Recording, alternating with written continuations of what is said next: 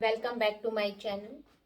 आज का video dedicated है मेरे स्पेशल स्टूडेंट्स के लिए जिनकी डिमांड पर मैंने ये वीडियो बनाया है और ये एक सीरीज में वीडियो बनेगा। उद्देश्य है कि जो special student in the sense of कि जो ब्लाइंड हैं, देख नहीं सकते, लेकिन वीडियो के या आवाज के माध्यम से वो अपना सिलेबस कवर कर सकते हैं। मेरा एक स्टूडेंट है आशीष, उसकी डिमांड थी कि मैम मैं ब्लाइंड हूँ, मेरे जैसे बहुत सारे ऐसे विद्यार्थी हैं, तो कुछ ऐसा वीडियो बनाइए जिससे कि हमारा बीएड का सिलेबस पूरा हो जाए। आप मनोविज्ञान बहुत अच्छा पढ़ाती हैं और मुझे अच्छा लगता है, तो ये वीडियो मैं आशीष के लिए या आशीष जैसे और अन्य विद्यार्थी हैं जो देख नहीं सकते, ये वीडियोस मेरे उन सभी विद्यार्थियों को डेडिकेटेड हैं। साथ में जो विद्यार्थी REET, H TET, P TET, C TET, different type के जो टीचर एलिजिबिलिटी टेस्ट हैं उनकी प्रिपरेशन कर रहे हैं, ये वीडियो उनके लिए भी है। इसके अतिरिक्त जो विद्यार्थी बीएड में किसी भी विश्वविद्यालय में अध्ययनरत हैं उनके लिए भी ये वीडियो स्पेशल होने वाला है, क्योंकि ये एक सीरीज में होगा और मैं कोशिश करूंगी कि हर एक टॉपिक कवर करूं। आपका कोई भी टॉपिक हो तो आप मुझे कमेंट्स में डाल सकते हैं, मैं उस टॉपिक के ऊपर भी स्पेशल वीडियो बनाने की कोशिश करूंगी। आशीष ने कहा कि मैम आप बहुत अच्छा पढ़ाती हैं, लेकिन ये आप सभी डिसाइड करेंगे कि मैं अपनी बात और आप लोगों का जो सिलेबस है उस चीज को मैं प्रॉपरली आप लोगों तक कन्वे कर पा रही हूँ या नहीं। एक छोटा सा प्रयास है, पसंद आए तो इसको शेयर, सब्सक्राइब करिएगा और बेल आइकन को दबाइएगा जिससे कि नेक्स्ट नोटिफिकेशन आपको मिलते रहें, और ज़्यादा से ज़्यादा अपने उन साथियों को फॉरवर्ड करना जिनको शिक्षा मनोविज्ञान से संबंधित कोई भी जानकारी लेनी हो।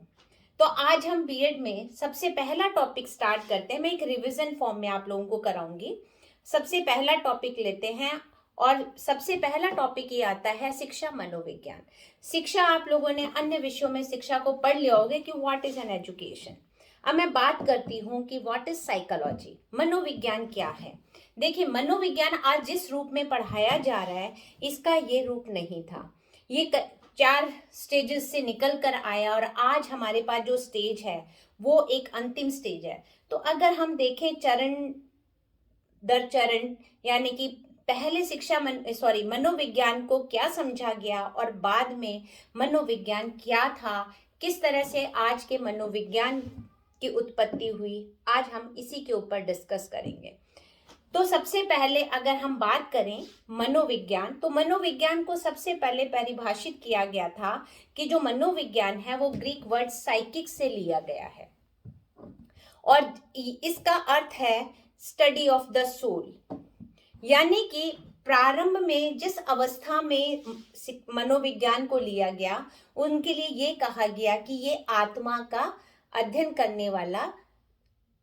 करने वाली शाखा है। लेकिन अगर आप देखें तो आत्मा का कोई रूप नहीं है, कोई रंग नहीं है, आत्मा को हम डिफाइन नहीं कर सकते, सोल को हम डिफाइन नहीं कर सकते। तो यहाँ पर एक कंट्रोवर्सी हुई, इसकी आलोचना हुई, इसको इसकी क्रिटिसिज्म किया कि सोल क्या है, इसका कोई नेचर है, इसका कोई रंग है, इसका कोई रूप है, इसका कोई आकार है, क्या हम सोल को डिफाइन कर सकते हैं? तो जब हम सोल को ही डिफाइन नहीं कर सकते तो हम मनोविज्ञान को कैसे डिफाइन कर सकते हैं और उसका अध्ययन हम किस आधार पर करेंगे?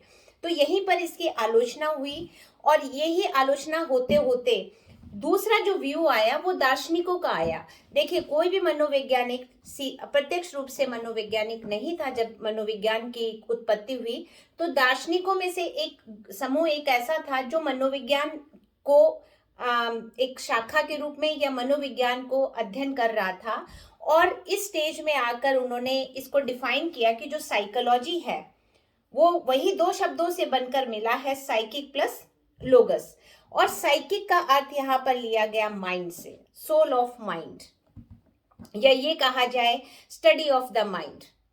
अब यहाँ पर बात आ गई कि फर्स्ट स्टेज में हमने क्या लिया था, आत्मा। अब आत्मा की जगह क्या आ गया, मस्तिष्क या मन। अब फिर से अगर हम देखें तो जो सेकंड स्टेज में है वो ये कहता है कि साइकोलॉजी क्या है, is the study of mind, कि माइंड को या मन को अध्ययन करने वाला जो शाखा है वो मनोविज्ञान है। लेकिन आप देखिए आलोचना यहाँ पर भी हुई कि इसको अगर हम कहें मन, तो मन का कोई रूप नहीं, कोई आकार नहीं, मन को हम डिफाइन नहीं कर सकते। हाँ, हम मन की अवस्थाओं को आगे जाकर अध्ययन करते हैं तो मन की अवस्थाओं को परिभाषित किया जा सकता है, लेकिन जो माइंड है, मस्तिष्क है, मन है, उसको हम डिफाइन नहीं कर सकते, और यहीं पर इसकी आलोचना की। देखिए ये जो सेकेंड स्टेज थी जहां पर हमने साइकोलॉजी को माना कि स्टडी ऑफ माइंड, तो ये जो क्रेडिट जाता है, ये इसका जो टाइम पीरियड है वो 1832 से और 1920 के बीच का है, और यहाँ पर स्टडी ऑफ माइंड के फॉर्म में जो परिभाषित करने का जो श्रेय जाता है वो जाता है विलियम वुंड को। अब जो आलोचना हुई, उस आलोचना के बाद में इसको एक अलग रूप में डिफाइन किया जाने लगा कि माइंड को हम स्टडी नहीं कर सकते, माइंड को हम देख नहीं सकते, माइंड को हम डिफाइन नहीं कर सकते, तो हम इसको कैसे माने कि मनोविज्ञान माइंड का या मन मस्तिष्क को अध्ययन करने वाली शाखा है।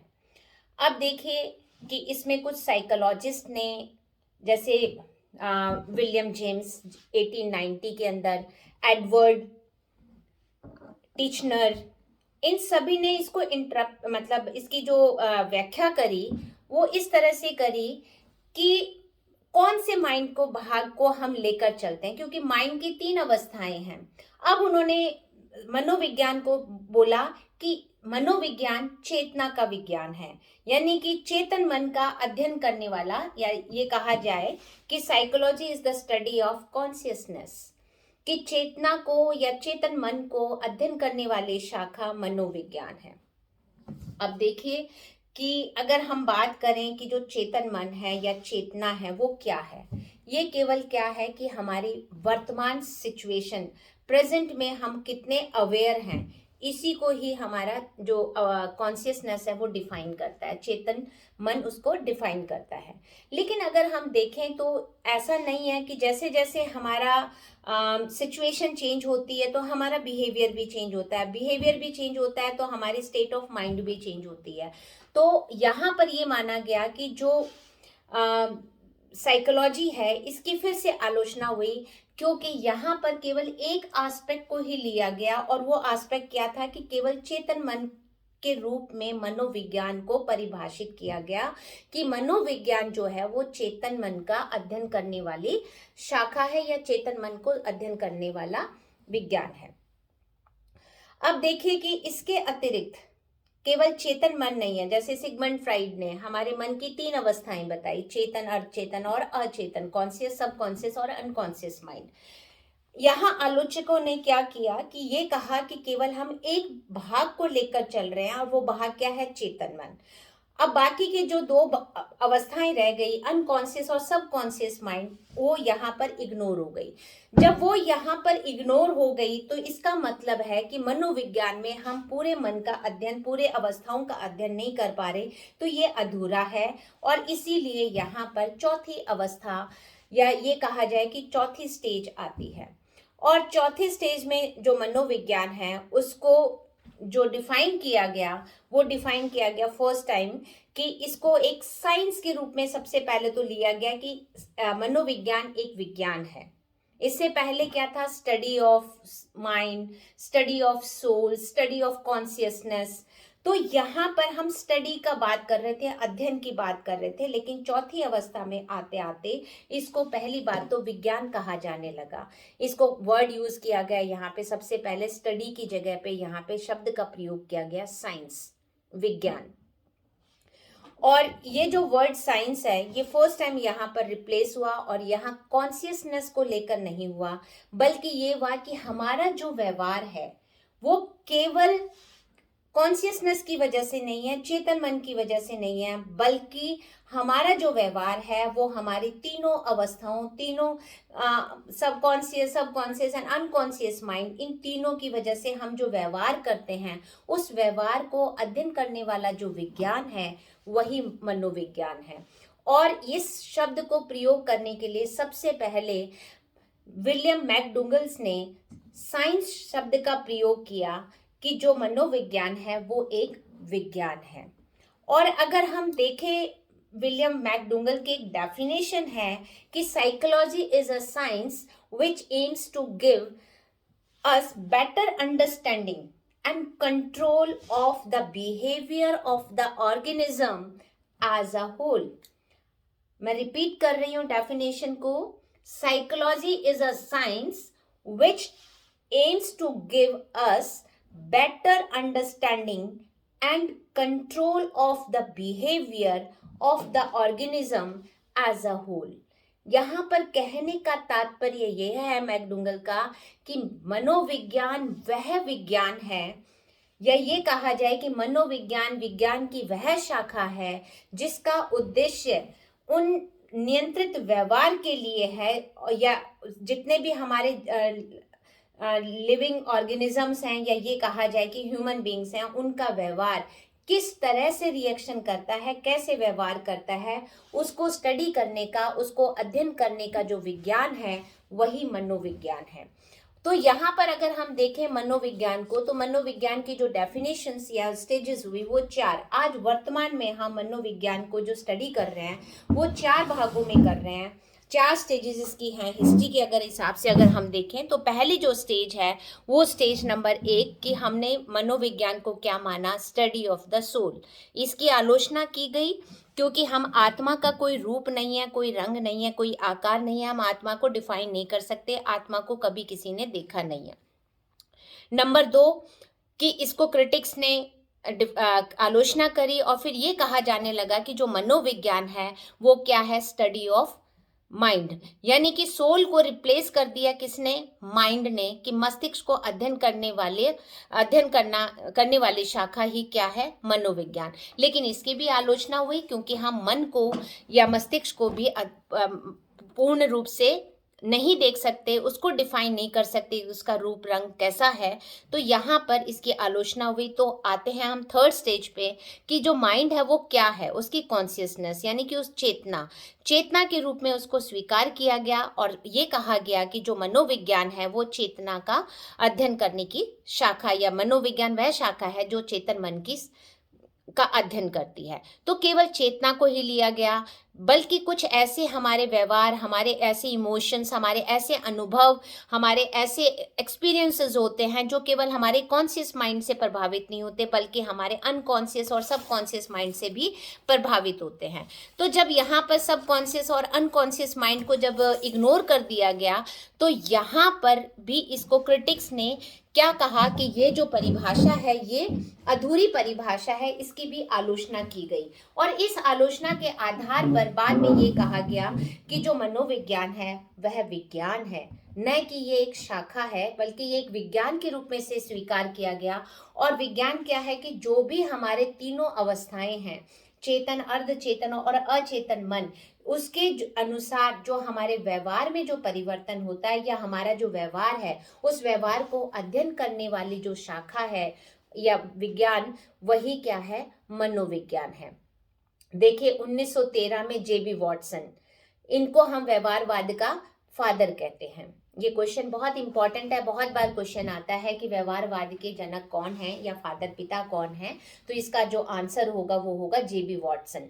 जेबी वॉटसन ने 1913 में व्यवहारवाद को जन्म दिया था और उन्होंने इसको इंक्लूड किया कि व्यवहार किसका, केवल ह्यूमन बींग्स का नहीं बल्कि एनिमल्स, बर्ड्स, यानी कि जितने भी लिविंग ऑर्गेनिजम्स हैं उन सभी के व्यवहार के अध्ययन को इसमें शामिल किया गया। व्यवहार अपने आप में एक विस्तृत शब्द है। वुडवर्थ ने भी इसके बारे में एक स्टेटमेंट दिया, मनोविज्ञान को डिफाइन किया कि अगर हम देखें अकॉर्डिंग टू वुडवर्थ तो मनोविज्ञान क्या है, psychology is the scientific study. देखिए वर्ड आ गया यहाँ पर, साइंटिफिक स्टडी। साइंटिफिक स्टडी का मतलब सीधा सीधा होता है कि हम विज्ञान में क्या करते हैं, कोई भी अध्ययन करते हैं तो वो एक क्रमबद्ध अध्ययन होता है। ऐसा नहीं होता कि हम बाद की चीज को पहले पढ़ लें और पहले वाली चीज को हम बाद में पढ़ें, उसके रिजल्ट्स अलग हो जाएंगे या अर्थहीन हो जाएगा। इसी प्रकार जो मनोविज्ञान है, इसको भी ये क्या कहा गया कि एक साइंटिफिक स्टडी है। और साइंटिफिक स्टडी किसकी है कि जो human being, psychology is a scientific study of the activities of the individual in relation to the environment. यानी कि हमारा वातावरण और वातावरण से हम किस तरह का संबंध स्थापित करते हैं। यहाँ पे संबंध स्थापित करने से सीधा सीधा तात्पर्य हमारे व्यवहार से है, यानी कि हमारे आसपास का वातावरण कैसा होगा हम उसी तरह से रिएक्ट करेंगे। और इसी रूप में वुडवर्थ ने मनोविज्ञान को परिभाषित किया। देखिए, एक चीज और है यहाँ पे, एक मनोवैज्ञानिक हुए हैं NL नन। उन्होंने जो मनोविज्ञान को डिफाइन किया और आज वर्तमान में हम उसी को ही स्वीकार करके चलते हैं।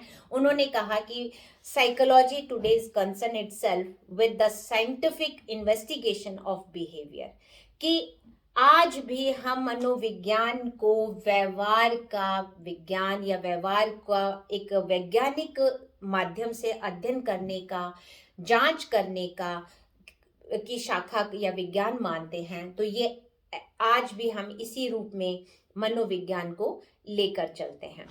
वुडवर्थ ने इसके बारे में 1948 में लिखा कि हमारी जो 4 स्टेजेस थी उनको उन्होंने एक स्टेटमेंट में डिफाइन किया, एक शब्द कथन के रूप में परिभाषित किया वुडवर्थ ने। और वुडवर्थ ने ये जो डेफिनेशन दी थी इसकी, वो 1948 में दी थी, जब 1948 में हमने व्यवहारवाद को स्वीकार कर लिया था और मनोविज्ञान को व्यवहारवाद के रूप में या व्यवहार के रूप में एक्सेप्ट कर लिया था।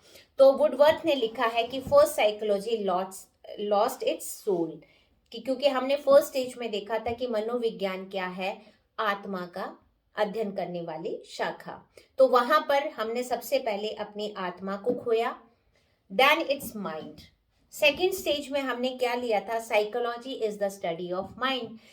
तो यहां पर फिर उसने अपना मन खोया, then it lost its consciousness, अब उसने अपनी चेतना खोई।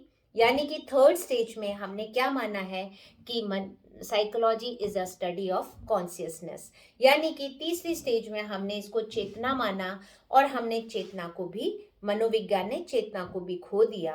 It's self now it still has behaviour of short, या ये कहा जाए कि अंत में मनोविज्ञान क्या माना गया, एक व्यवहार माना गया। तो ये तो हमने देखा कि मनोविज्ञान का जन्म कैसे हुआ। मैं बहुत संक्षिप्त में इसको दोहरा देती हूं। Number 1, study of soul, study of mind, study of consciousness, then science of behaviour या study of science of behaviour या सिस्टमैटिक स्टडी ऑफ बिहेवियर। ये हमारी 4 स्टेजेस हैं और इन 4 स्टेजेस के आधार पर आज मनोविज्ञान को हम व्यवहार का विज्ञान मानते हैं। इसी रूप में इसका जन्म होता है। अब बात आती है कि ये व्यवहार क्या है, व्यवहार को हम कैसे परिभाषित करें और व्यवहार को कौन कौन से एस्पेक्ट्स को हमें यहाँ पर इंक्लूड करना है। अगर हम सीधे सीधे बात करें कि अगर हमें टर्मिनोलॉजी बिहेवियर को डिफाइन करना हो तो हम इसको किस तरह से करेंगे। देखिए, सबसे पहली बात कि व्यवहार में न केवल चलना, उठना, बैठना, यानी कि जो बाहर से होने वाली एक्टिविटीज हैं, एक्सटर्नल एक्टिविटीज, केवल व्यवहार में वही शामिल नहीं होती, बल्कि activities like thinking, reasoning, feeling, happiness, sadness, ये सारी जितनी भी चीजें हैं जो हमारे आंतरिक हैं, इंटरनल हैं, वो भी एक्टिविटीज, वो भी व्यवहार हमारा इसमें शामिल होता है। कभी भी ऐसा नहीं होता कि अगर आप बहुत अच्छे पोज में खड़े हैं, आपका मन खुश है, आप स्माइल दे रहे हैं, तो स्माइल इसलिए नहीं दे रहे कि आप स्माइल देनी है, बल्कि आप स्माइल इसलिए दे रहे हैं कि आप अंदर से अच्छा महसूस कर रहे हैं, तो आपके चेहरे पर मुस्कान आएगी।